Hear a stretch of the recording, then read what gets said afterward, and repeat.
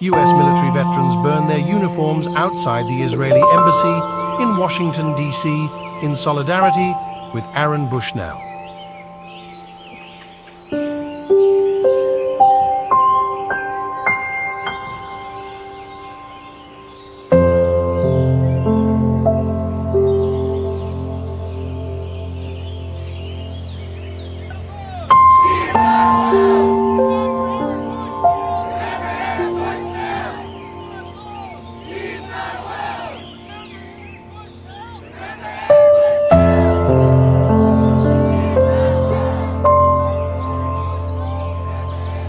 Aaron Bushnell, friend Levi Pearport, speaks out.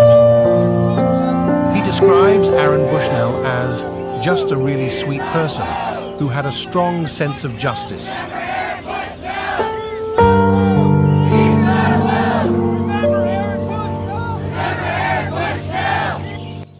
Yes, so I met Aaron Bushnell in basic training, and from the first day that I met him, I could tell that he was just a really sweet person.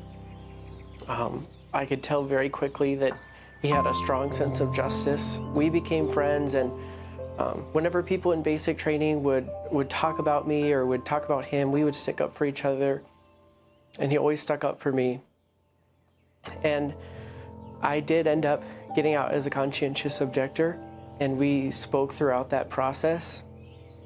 And at the time that I began to make headway with the process and it began to near its end, I got out in July of 2023. He felt like he was already close enough to his own end date that he decided not to take the same path. And I understood that because the conscientious objector process can take over a year. And so I knew that he was still in, and then he went to do SkillBridge in Ohio, and that's when I met him in Toledo on January 5th. And that was the first time I'd seen him since basic training, and it was unfortunately the last time I saw him. And of course, you know, the other day I heard what had happened, so.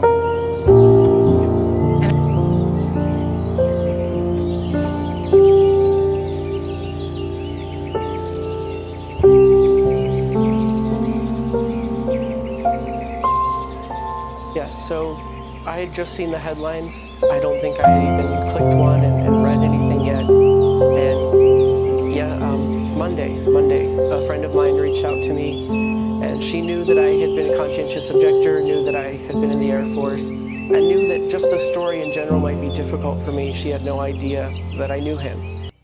And she was the one who ultimately texted me his name, and I just immediately broke down and called her. And I said, that was my friend. I went to basic training with him.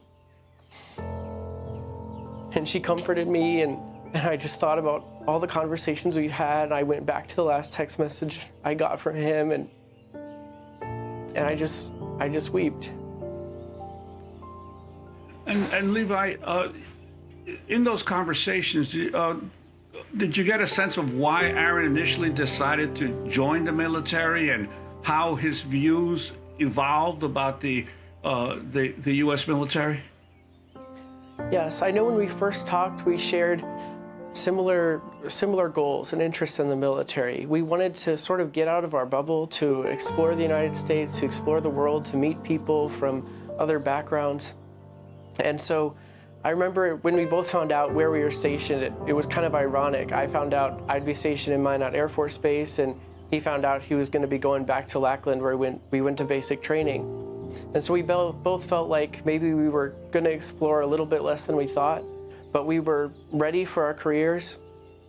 And I know that over the years, both of us shifted, of course, in our beliefs regarding war, largely because of what we saw in the military, largely because of the things that we learned because we were a part of it. And I know that he and I both were encouraged by people on YouTube that were writing video essays about social justice movements in the United States. A place to stay, enough to eat, somewhere old heroes shuffle safely down the street.